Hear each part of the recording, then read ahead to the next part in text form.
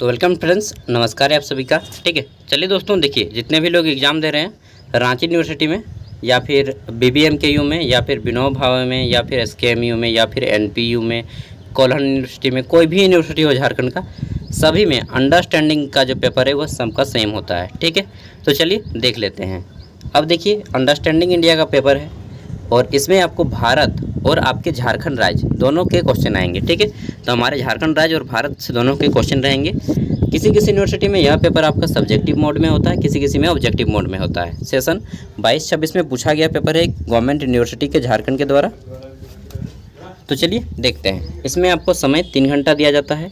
ठीक है, और अब फुल मार्क्स किसी किसी यूनिवर्सिटी में 100 होता है, किसी किसी में 75 होता है। अगर आपके एग्ज़ाम में 75 मार्क्स का एग्ज़ाम होगा तो क्वालिफाई करने के लिए 30 मार्क्स लाने होंगे। ठीक है, और अगर आपके एग्ज़ाम में 100 मार्क्स का एग्ज़ाम होगा तो उसमें क्वालिफाई करने के लिए 40 अंक लाने होंगे। ठीक है, समझ गए? तो आपका यूनिवर्सिटी में जिस तरह से एग्ज़ाम होगा वो उसी तरह से आपका क्वालिफाइंग मार्क्स है। अब चलिए देख लेते हैं। तो इस पेपर में आपको बोला गया है कि किन्हीं 5 प्रश्नों के आंसर दें। आंसर यानी 5 क्वेश्चन। तो क्वेश्चन हमें मेन चीज़ें देखना है। यहाँ पे 5 1-1 मार्क्स के क्वेश्चन हैं, क्योंकि यह पेपर सब्जेक्टिव मोड में है और क्वेश्चन हिंदी और इंग्लिश दोनों भाषाओं में है। तो आप जिसमें कंफर्टेबल हैं उसमें आंसर कर सकते हैं। पहले हम लोग इंग्लिश को पढ़ेंगे, फिर हम लोग हिंदी को पढ़ेंगे। इंग्लिश में है कि who wrote the famous book discovery of India, यानी कि प्रसिद्ध पुस्तक भारत की खोज को किसने लिखा है। ठीक है, प्रसिद्ध पुस्तक डिस्कवरी ऑफ इंडिया को किसने लिखा है। यहाँ पे हिंदी नहीं किया है, भारत की खोज होगा, वो किसने लिखा है। तो दोस्तों इसको लिखा है हमारे प्रथम प्रधानमंत्री पंडित जवाहरलाल नेहरू जी ने। ठीक है, नोट कर लीजिएगा। आगे देखते हैं। अगला क्वेश्चन है कि जैन धर्म के प्रथम तीर्थंकर कौन थे। इंग्लिश में है कि हु वाज द फर्स्ट तीर्थंकर ऑफ जैनिज्म। तो दोस्तों जैन धर्म के प्रथम तीर्थंकर कौन है? ऋषभ देव। नोट कर लीजिएगा, ऋषभ देव। ठीक है, आप लोग नोट करते जाएंगे, मैं केवल बोल दूंगा। ठीक है, ऋषभ देव। तो ऋषभ देव को जैन धर्म का प्रथम तीर्थंकर और जैन धर्म का संस्थापक माना जाता है। लेकिन पूछेगा कि जैन धर्म का संस्थापक कौन है? ऋषभ देव। वहीं पे अगर पूछ ले कि जैन धर्म के वास्तविक संस्थापक कौन है, तब आपका राइट आंसर हो जाएगा महावीर स्वामी। ठीक है, आगे देखते हैं। अगला क्वेश्चन है कि भारत के मूल संविधान में कितने अनुच्छेद थे। ठीक है, how many articles were there originally in constitution of India.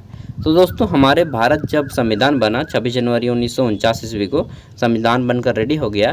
ठीक है, उस समय हमारे संविधान में कुल 395 अनुच्छेद थे, आर्टिकल्स थे। ठीक है, और इसी को मूल संविधान में अनुच्छेद कहा जाता है। तो 395 नोट कर लीजिएगा। आगे देखते हैं। अगला क्वेश्चन है, पूछा गया है कि गांधी जी का सत्य के साथ मेरा प्रयोग मूलतः किस भाषा में लिखी गई है। महात्मा गांधी ने एक फेमस बुक लिखा, उस बुक का नाम है कि my experiment with truth. My experiment with truth. इस बुक को किसने लिखा है, ये भी क्वेश्चन आ सकता है। गांधी जी। किस भाषा में लिखा है? तो गुजराती भाषा में लिखा है। तो यहाँ पे पूछी गई कि किस भाषा में लिखा है, तो राइट आंसर हो जाएगा गुजराती। और किस बुक को प्रेरित होकर लिखा है, तो दोस्तों एक विदेशी राइटर थे, मुझे नाम क्या रस्किम नाम था, उनकी एक पुस्तक थी अनटू द लास्ट। ठीक है, उन्हीं से प्रेरित होकर महात्मा गांधी ने उन्हीं के विचार लेकर अपनी इस पुस्तक को छापा था। ठीक है, आगे देखते हैं। अगला क्वेश्चन है कि भारत किस महादेश में स्थित है।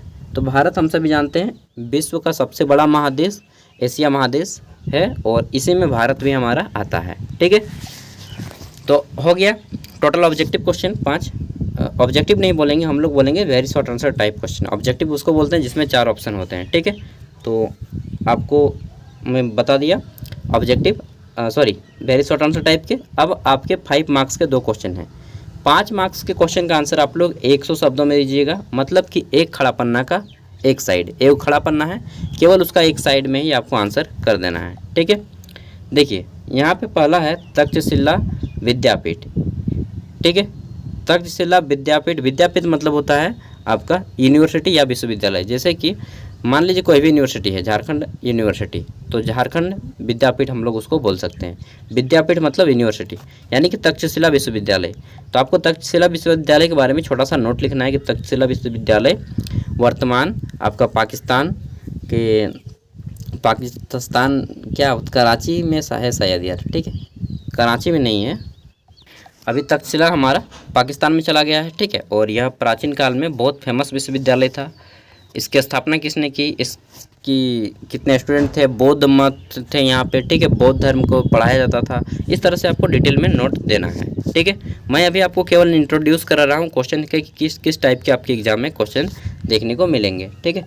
बाद में मैं क्वेश्चन आंसर करवा दूंगा। वेद देखिए, तो वेद के बारे में लिखा आ जाएगा।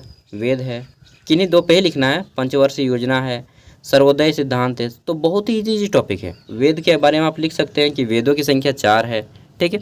और ऋग्वेद, सामवेद, यजुर्वेद, अथर्ववेद, इसमें सबसे पुराना वेद आपका ऋग्वेद है, ठीक है। इसमें 1028 सूक्त है। इस तरह से सबके बारे में लिख सकते हैं। फिर सामवेद है जिसमें संगीत की उत्पत्ति हुई, ठीक है। यजुर्वेद है जिसमें जड़ी बूटी का ज्ञान है। और अथर्ववेद है जो कि जादू तंत्र विद्या का ज्ञान है। इस तरह से आप लोग डिटेल में बता सकते हैं, ठीक है। फिर है आपका पंचवर्षीय योजना, 5 ईयर प्लान्स। तो बताइएगा कि पंचवर्षीय योजना भारत में 5 वर्षों के लिए योजना अपनाई जाती थी। अब इसको वर्तमान में बंद कर दिया गया है और इसके स्थान पे नीति आयोग की स्थापना हुई है, ठीक है। 5 ईयर प्लान को आप कर देके तो इस तरह से बताना है। आगे देखते हैं, अगला है सर्वोदय सिद्धांत। तो सर्वोदय सिद्धांत जो है, और इसमें आपको पंचवर्षीय योजना में अगर पूछ दे तो बताना है कि भारत की प्रथम पंचवर्षीय योजना का लक्ष्य था कृषि, दूसरी पंचवर्षीय योजना का लक्ष्य था उद्योग, जिसको महानालोबिस मॉडल के नाम से भी जाना जाता है, ठीक है, दूसरी पंचवर्षीय योजना को। और पंचवर्षीय योजना बहुत इंपॉर्टेंट है, ठीक है। आगे देखते हैं सर्वोदय का सिद्धांत। तो सर्वोदय का सिद्धांत को महात्मा गांधी ने दिया। और सर्वोदय का मतलब होता है कि सभी का उदय, ठीक है। संधि विच्छेद करिएगा तो सभी का उदय जिससे हो, समास विग्रह कीजिएगा, उसी को बोलते हैं सर्वोदय। यानी कि समाज के हर एक वर्ग का उदय, उत्थान ही सर्वोदय का सिद्धांत था। इसको आप लोग डिटेल में लिख सकते हैं, ठीक है। तो केवल 2 टॉपिक पे लिखना था। उसके बाद आएंगे आपके 15 मार्क्स वाले क्वेश्चन। अगर आपका 100 मार्क्स का एग्जाम होगा तो 20 मार्क्स वाले आएंगे, ठीक है। तो यहाँ पे आपको किन्हीं 4 प्रश्नों को करना होगा, 15 मार्क्स वाले।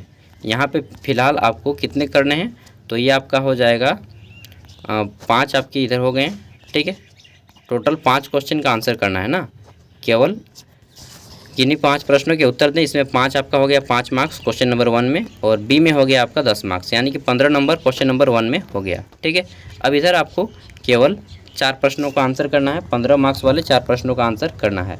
अगर आपका 100 मार्क्स का भी रहेगा फिर भी आपका 20 मार्क्स का कर देगा और 4 प्रश्नों का आंसर करना होगा, ठीक है। और वहाँ पे 10 ऑब्जेक्टिव हो जाएंगे जब जिनका 100 मार्क्स का होगा।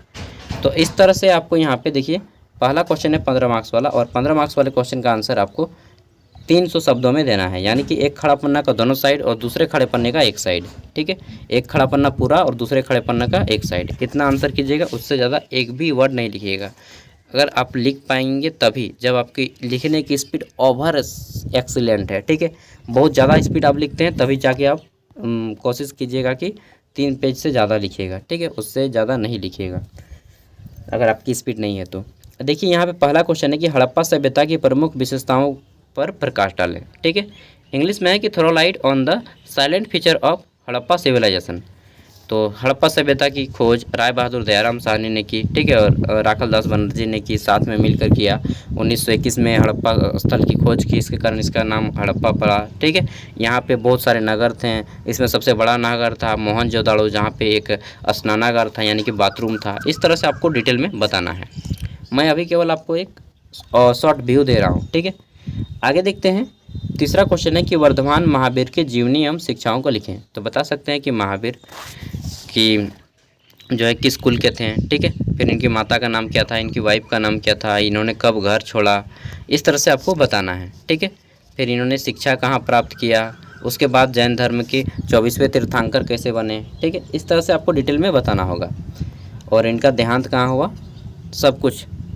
आगे देखते हैं चौथा क्वेश्चन है कि गांधी जी के अहिंसा के सिद्धांत पर प्रकाश डालें। तो throw light on non violence theory of Gandhi ji. तो देखिए ये क्वेश्चन बहुत ईजी है।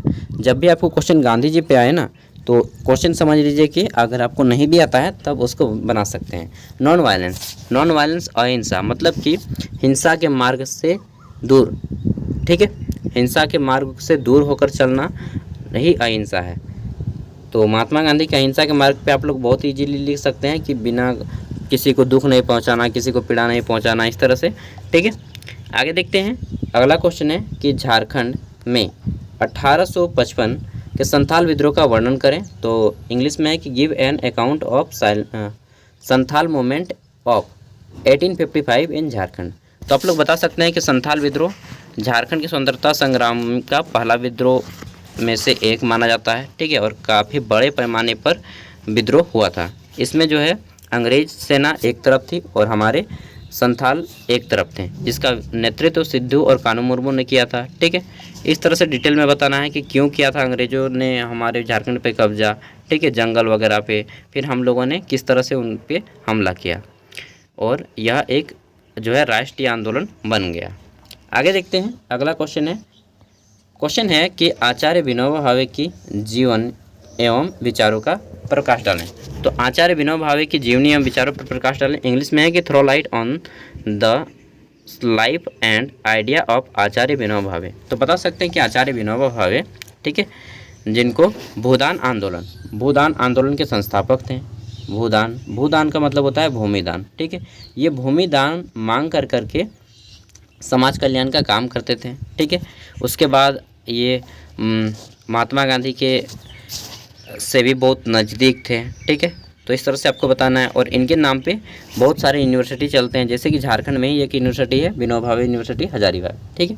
आप में से बहुत से लोग वहाँ पर भी पढ़ते होंगे, आप में से मतलब नाम तो सबको सुना ही होगा, ठीक है। तो इस तरह से आप लोग डिटेल में बता सकते हैं। आगे देखते हैं, क्वेश्चन है कि भारत के संविधान में वर्णित मौलिक अधिकारों का वर्णन करें।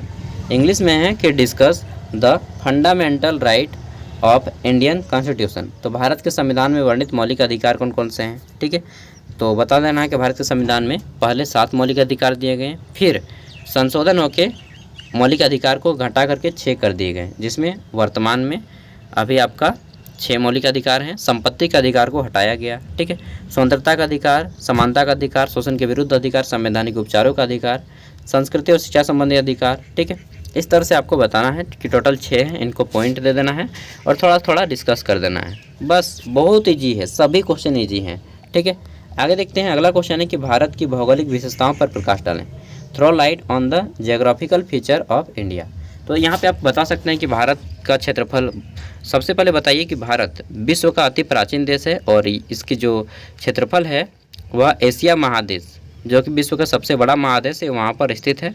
इसका क्षेत्रफल 32,87,263 वर्ग किलोमीटर है। इसके पूर्व से पश्चिम की लंबाई 2933 किलोमीटर और उत्तर से दक्षिण की लंबाई 3233 किलोमीटर है, ठीक है।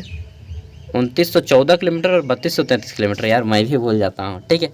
पूरब से, जो कि पूरब में गुजरात और पश्चिम में आपका क्या है, पूरब में गुजरात से लेकर के पश्चिम में, पूरब में अरुणाचल प्रदेश से लेकर के पश्चिम में गुजरात तक। यार मैं भी, ठीक है, माइंड में ये याद कर रहा था, एक तरफ से आपको बता रहा था। तो पूरब के अरुणाचल प्रदेश से लेकर के पश्चिम के गुजरात तक और उत्तर के कन्याकुमारी से लेकर के दक्षिण के, उत्तर के श्रीनगर से लेकर के दक्षिण के कन्याकुमारी तक लंबाई कितनी है, ठीक है।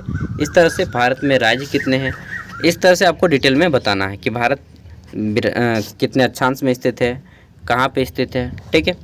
और इसमें पठारी क्षेत्र कितना है, भूमि क्षेत्र कितना है, मैदानी क्षेत्र कितना है, नदियाँ, सबसे बड़ी नदी कौन है, सबसे छोटी नदी कौन है। इस तरह से आपको भारत के भूगोल के बारे में बताना है।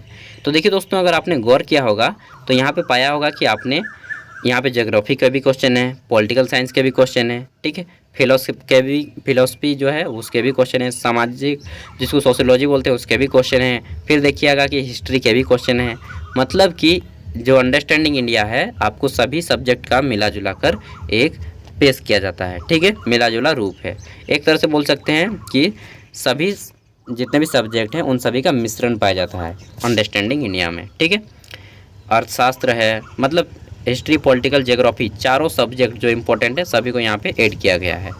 तो इस पेपर में आपको दिक्कत नहीं होगा बल्कि बहुत ही ज़्यादा इंटरेस्ट लगेगा इस पेपर में, अगर आप में थोड़ा सा भी मतलब भारत को जानने की इच्छा है तो, ठीक है। बाकी सब्जेक्टिव आएगा पेपर तो आप सभी इजीली पास कर जाएंगे। ऑब्जेक्टिव आएगा तो थोड़ा सा डर है। ऑब्जेक्टिव पेपर अगर आ गया तो थोड़ा सा डर रहेगा, क्योंकि ऑब्जेक्टिव में 4 ऑप्शन दे दिए जाएंगे और आपको टिक लगाना होगा, गोला करना होगा OMR पेपर पे, ठीक है। अगर आपने OMR पेपर वाला वीडियो नहीं देखा तो देख लीजिएगा, आपको प्ले लिस्ट में मिल जाएगा। मिलते हैं अगले वीडियो में, तब तक के लिए बाय। अगर आपका कोई दोस्त एग्ज़ाम दे रहा हो तो उन तक भी वीडियो को शेयर कीजिएगा। यार इतना धूप में आपके लिए वीडियो बना रहा हूँ, पंखा उंखा कुछ भी नहीं है, ठीक है। Thank you, bye.